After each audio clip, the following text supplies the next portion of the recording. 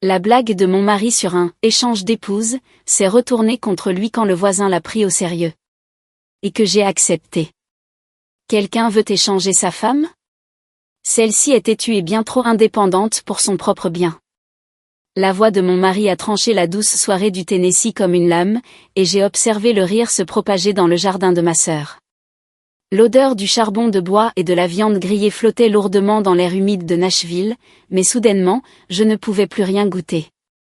Je me tenais près de la table de pique-nique, tenant une assiette de salade de choux que j'avais préparée moi-même le matin même, et j'ai senti la piqûre familière de ces mots s'installer dans ma poitrine, comme une écharde que j'avais appris à ignorer au fil des années de notre mariage.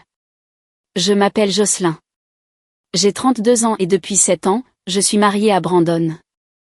Un homme qui, autrefois, m'avait fait croire que j'étais la personne la plus importante de son monde. Debout là, au barbecue d'été de ma sœur Chloé, entouré de ma famille et de voisins qui se tortillaient mal à l'aise face à sa blague, j'ai réalisé à quel point nous nous étions éloignés de ces promesses initiales que nous nous étions faites devant l'autel. Brandon se tenait près du barbecue, une bière à la main, ce sourire narquois plaqué sur son visage comme un masque qu'il portait pour les occasions publiques. Il se donnait en spectacle pour un public, comme il le faisait toujours lors de ce genre de rassemblement.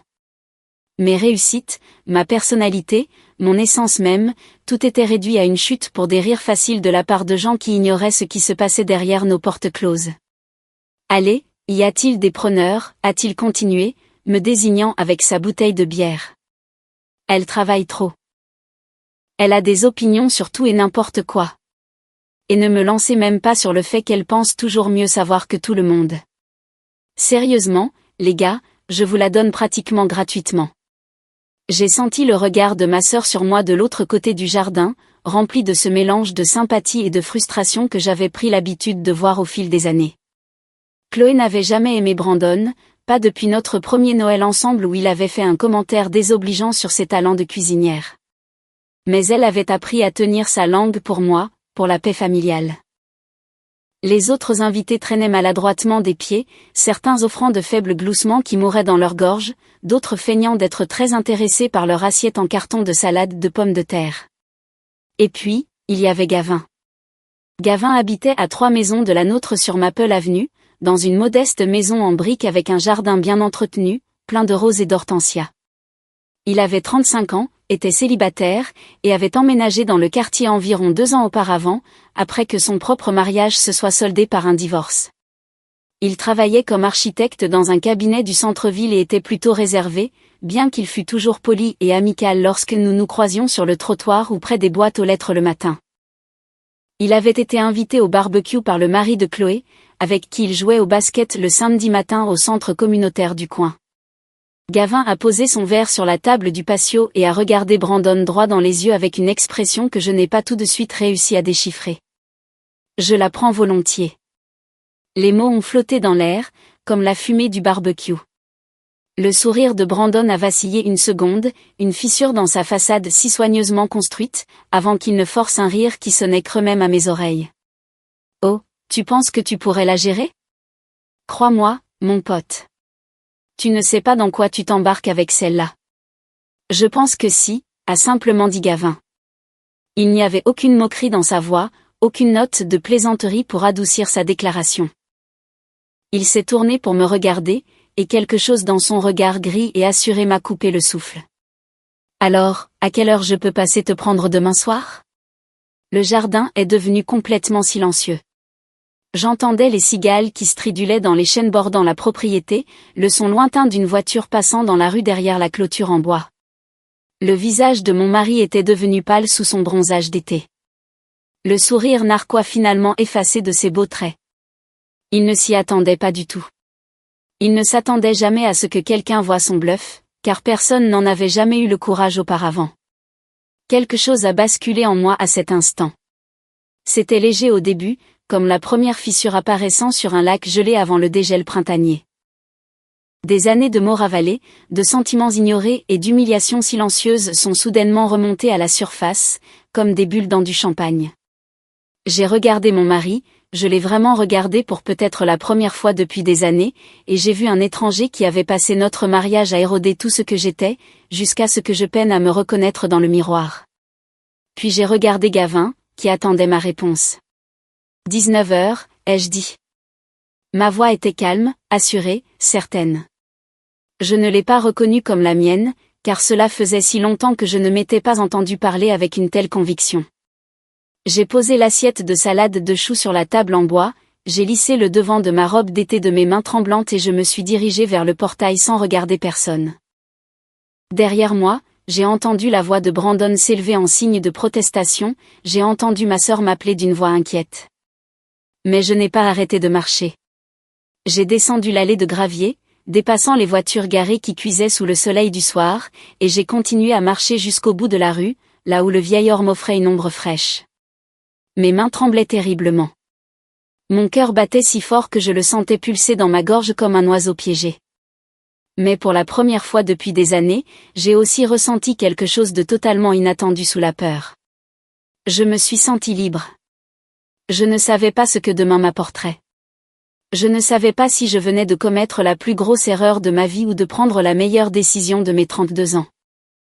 Mais là, debout à ce coin de rue tranquille, avec le soleil d'été qui commençait à se coucher et les bruits du barbecue qui s'estompaient derrière moi jusqu'à disparaître, je savais une chose avec une certitude absolue. J'en avais fini d'être la chute de la blague cruelle de quelqu'un d'autre. Cette nuit-là, assise dans l'obscurité de notre salon, j'écoutais le tic-tac de l'horloge grand-père sur le mur et je réfléchissais à la manière dont j'étais arrivée à ce moment de ma vie. Brandon n'était pas encore rentré. Je supposais qu'il était toujours au barbecue, probablement en train de se plaindre de moi à quiconque voulait bien l'écouter, tournant l'histoire pour se faire passer pour la victime d'une femme ingrate et déraisonnable. Il était doué pour ça. Il avait toujours été doué pour ça. J'ai rencontré Brandon à 23 ans, fraîchement diplômée en marketing et pleine d'ambition pour l'avenir qui s'ouvrait devant moi.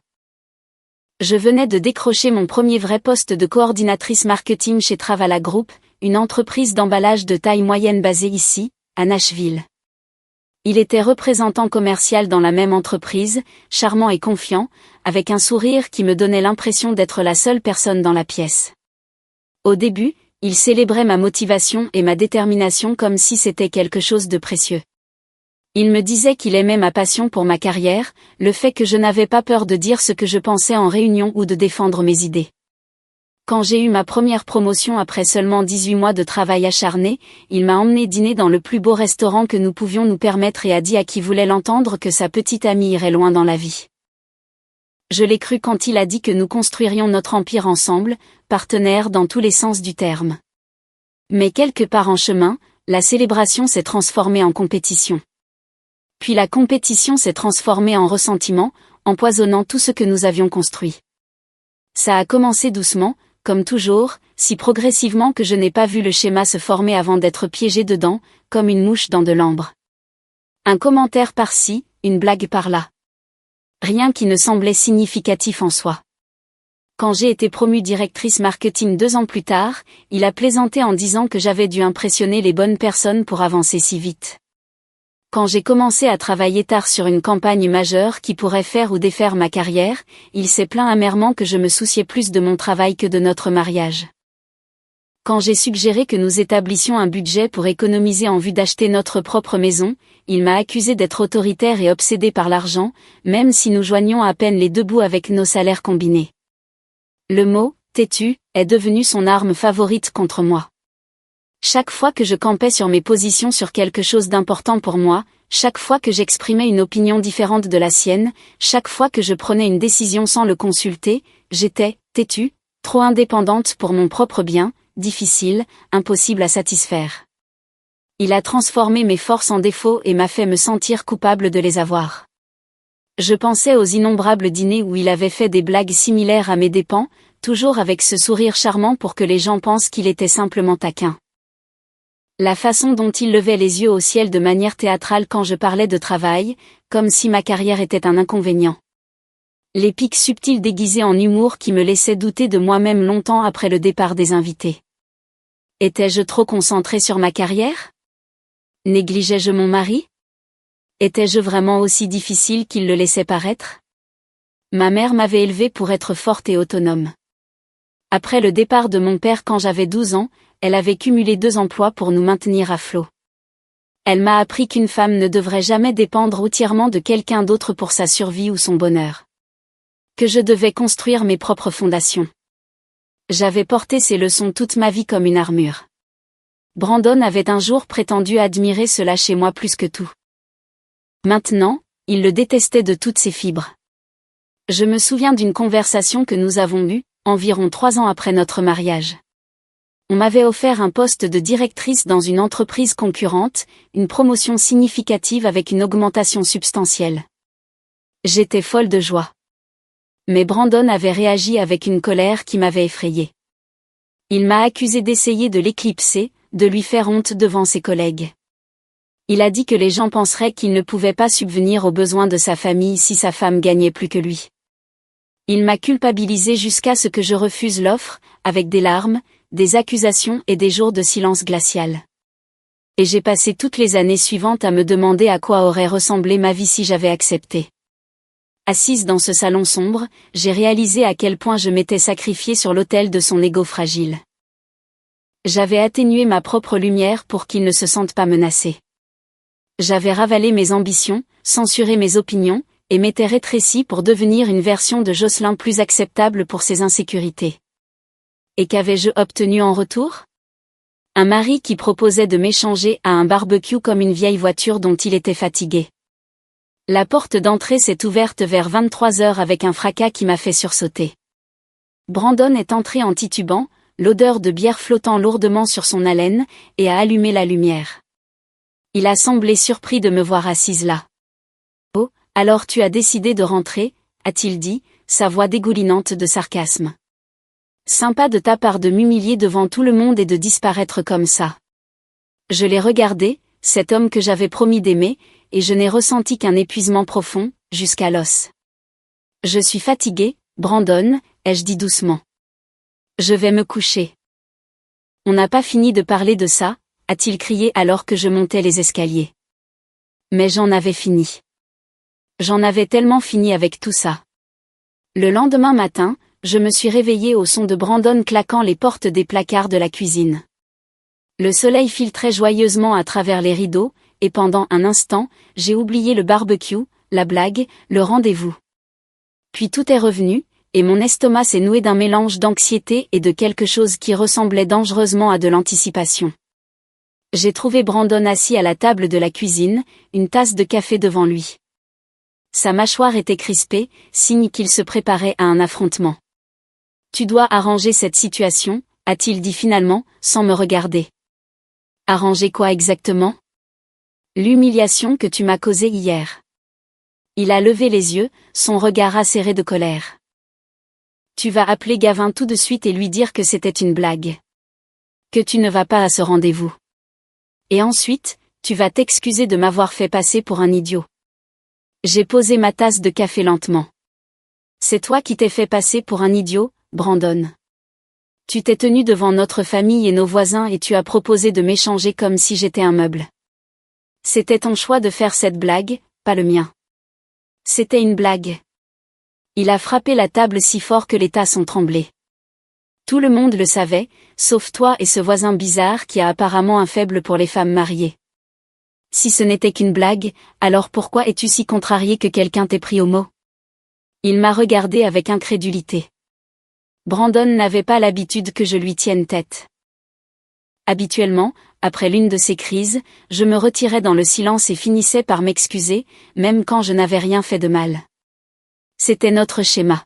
« Parce que tu es ma femme, » a-t-il dit, sa voix basse et dangereuse.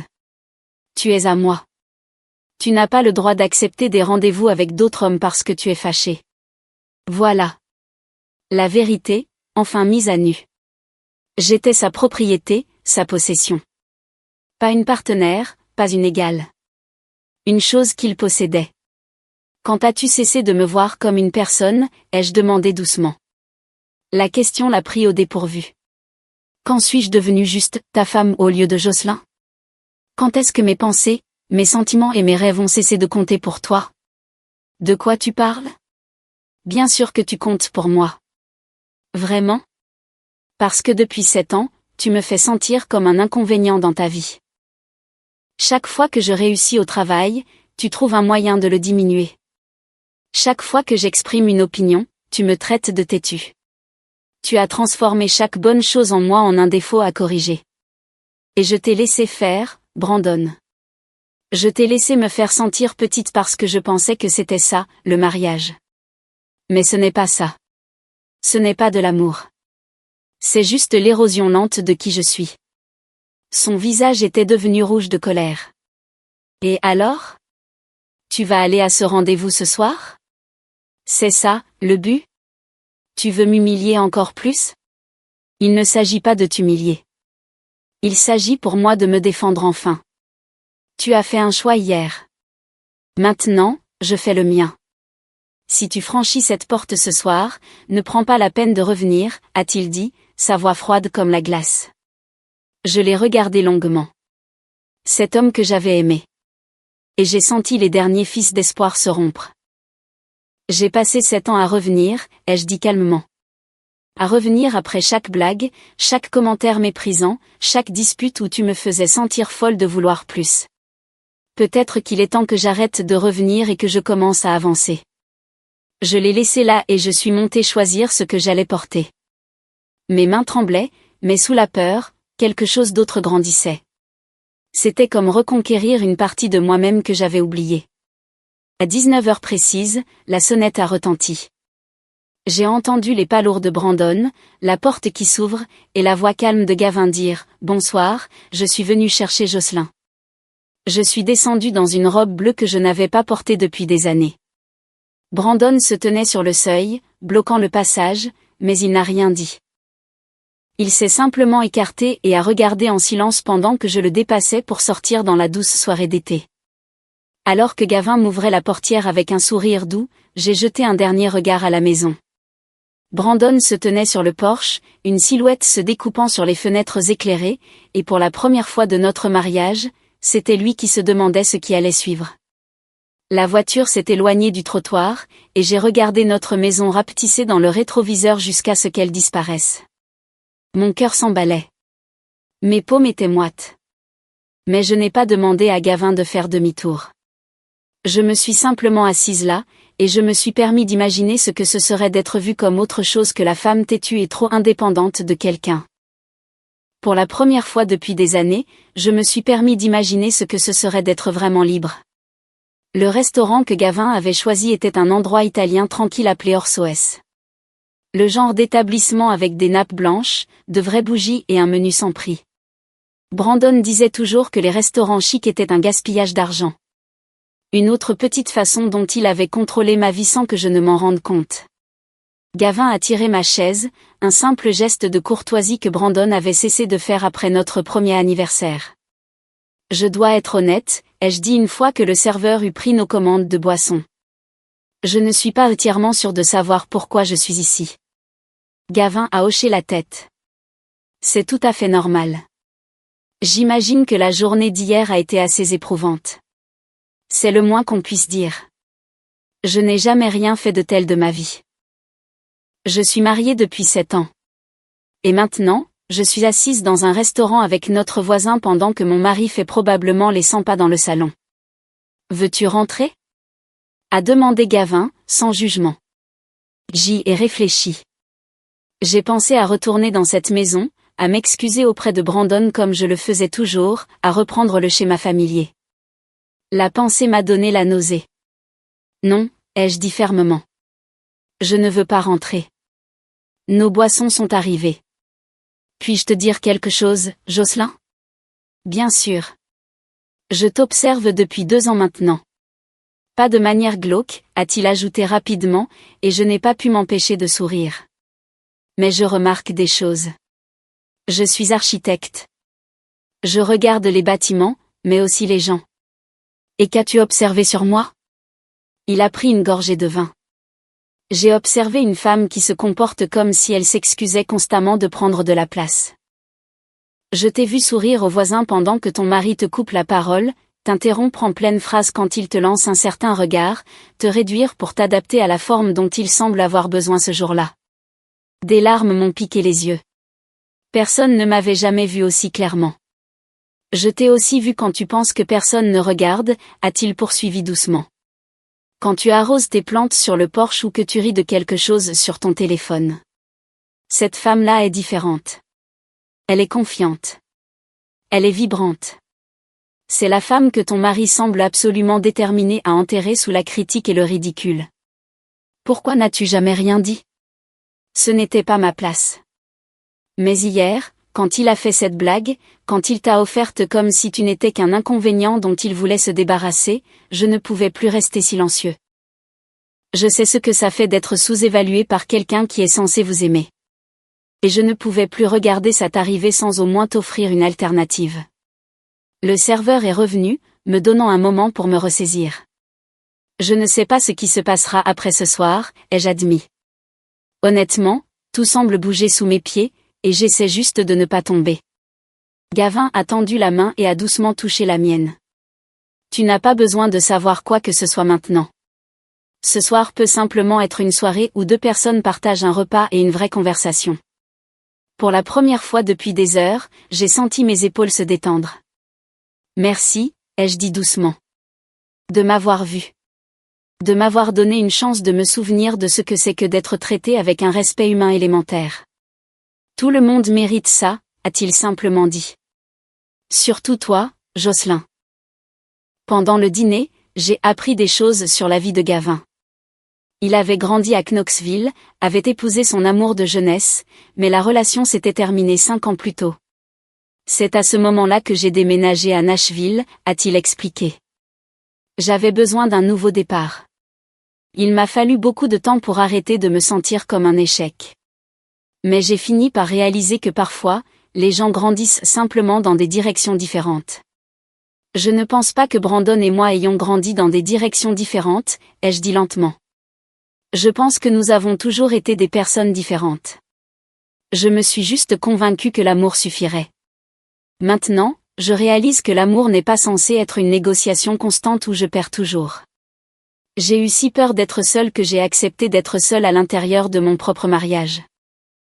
Ça a parfaitement du sens pour moi, a dit Gavin avec une profonde compréhension. Et être seul n'est pas la pire chose au monde. C'est parfois la première étape pour se retrouver. Notre conversation est devenue plus légère. Il m'a parlé d'un projet de centre communautaire sur lequel il travaillait, ses yeux s'illuminant lorsqu'il parlait d'architecture. Je me suis retrouvée véritablement intéressée.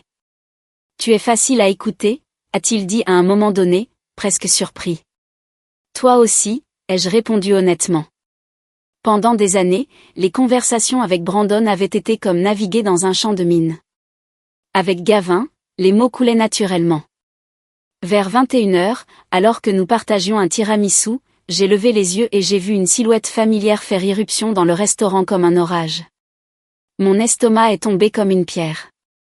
Brandon. Son visage était rouge de colère, ses yeux fous d'un mélange d'alcool et de rage. Il a balayé la salle du regard jusqu'à ce qu'il nous repère.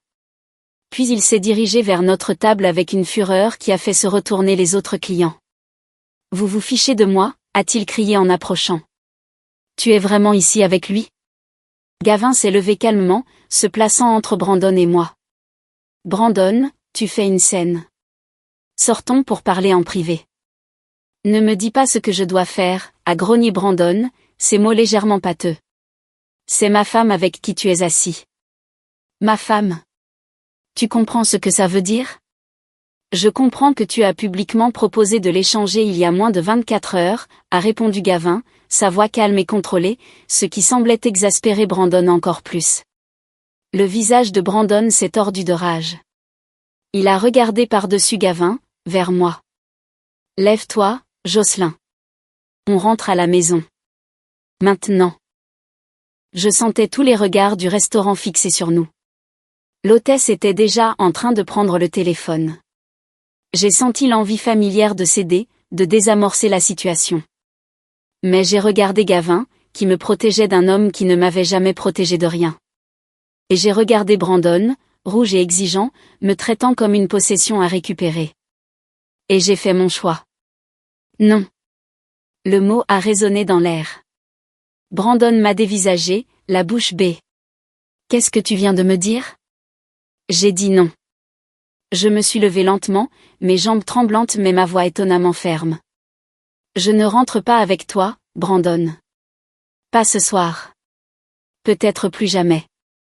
Son visage s'est contracté de fureur. Tu ne peux pas me faire ça. Tu ne peux pas abandonner 7 ans de mariage pour une stupide blague.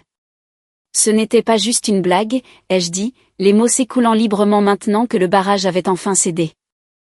C'était la dernière d'une très longue série de blagues, de commentaires, de piques qui m'ont lentement convaincu que je ne valais rien.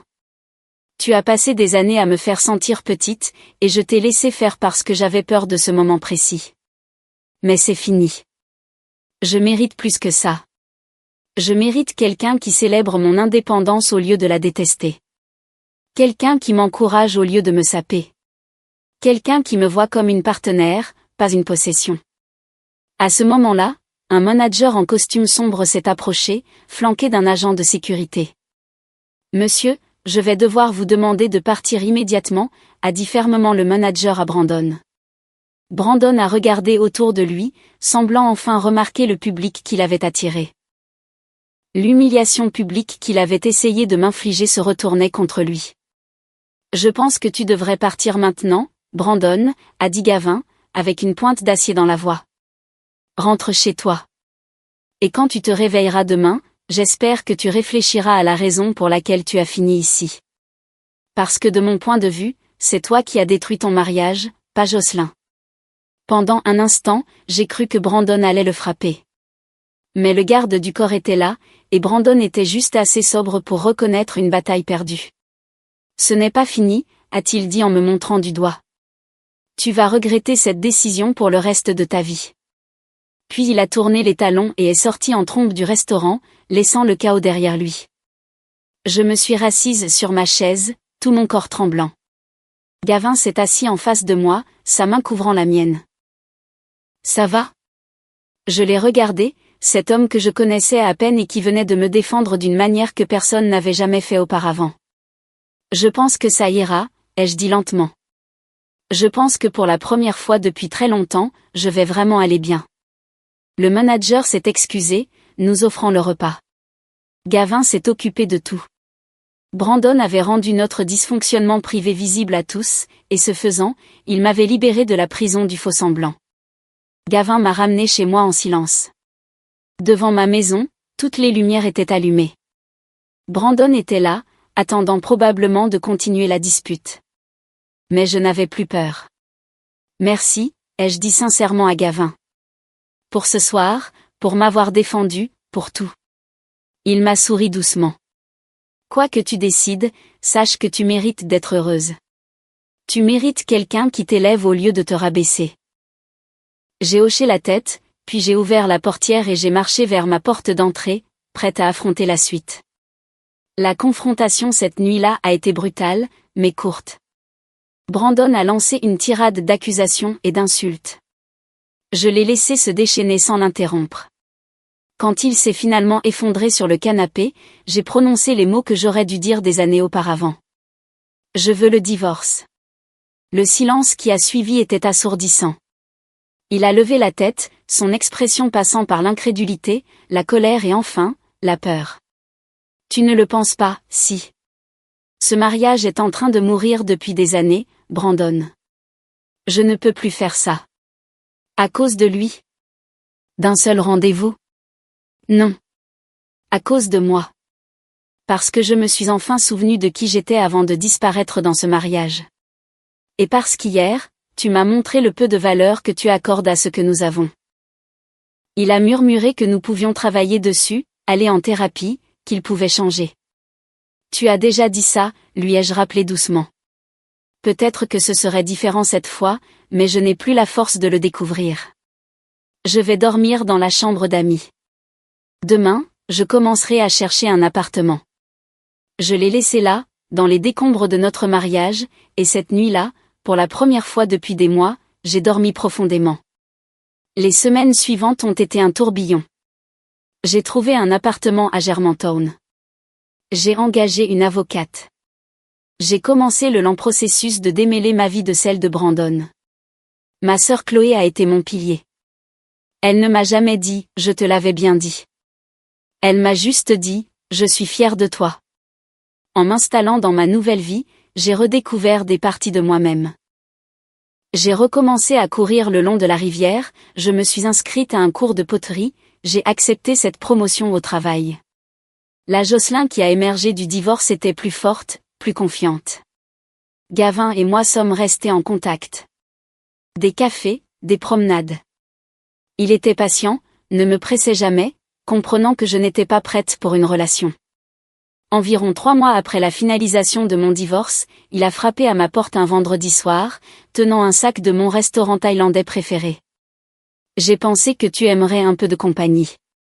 Et du pad thaï. Nous avons mangé sur mon canapé en regardant un documentaire. C'était simple, confortable. Ce soir-là au barbecue, a-t-il dit à la fin. Quand tu as dit 19h et que tu es parti, je crois que j'ai arrêté de respirer. J'ai souri. Je me suis surprise aussi. Je crois que quelque chose a juste craqué en moi. Ton offre m'a donné une porte de sortie que je ne savais pas que je cherchais. Je suis content, a-t-il dit simplement. Je suis content que tu aies trouvé ta voie. J'ai pris sa main. Tu as été plus qu'une petite partie de ça. Tu m'as montré à quoi ressemble le respect. Pour ce qui est de la peine, a-t-il dit, je ne t'ai jamais vue comme la femme que ton mari décrivait. J'ai toujours vu une femme trop vibrante pour être contenue par les limites de quelqu'un d'autre. Je ne savais pas ce que l'avenir nous réservait, mais je savais une chose avec certitude. Je m'étais choisie. Et ce choix m'avait mené à ce moment de paix. 6 mois après le divorce, j'ai eu des nouvelles de Brandon. Après que notre séparation soit devenue publique, sa réputation avait pris un coup. L'histoire du barbecue s'était répandue.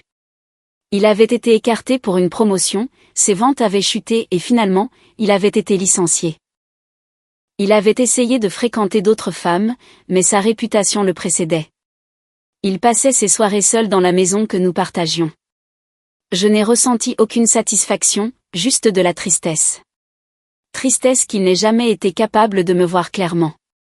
Mais je me sentais aussi libre. Son voyage était désormais le sien, pas le mien. Quant à Gavin, les choses entre nous ont continué à se développer lentement. 1 an après ce barbecue fatidique, nous étions officiellement ensemble. Il ne m'a jamais précipité, prouvant chaque jour que le partenariat pouvait être une source de force. Un soir d'été, nous nous sommes retrouvés de nouveau chez ma sœur. Un autre barbecue.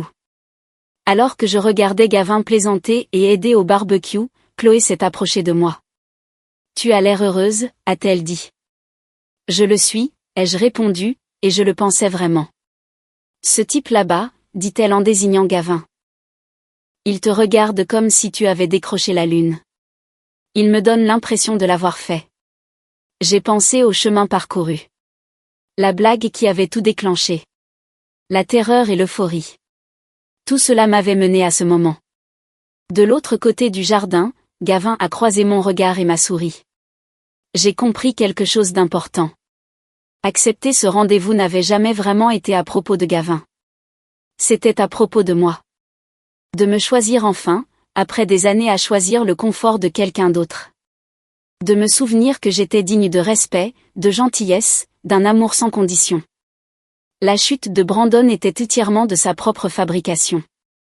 Sa cruauté, son besoin de rabaisser les autres pour se sentir grand. Pendant ce temps, j'avais construit quelque chose de nouveau et de beau à partir des cendres de ce qu'il avait détruit. La vengeance, si l'on peut appeler ça comme ça, était simplement de bien vivre. Brandon avait essayé de me rabaisser, de m'échanger comme si je n'étais rien.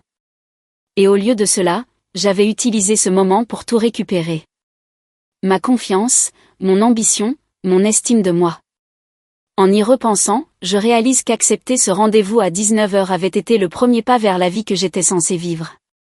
Ce n'était pas une question de vengeance ou de lui prouver qu'il avait tort. C'était une question de me diriger enfin vers la personne que j'étais toujours censée devenir. Et depuis, je n'ai jamais regardé en arrière.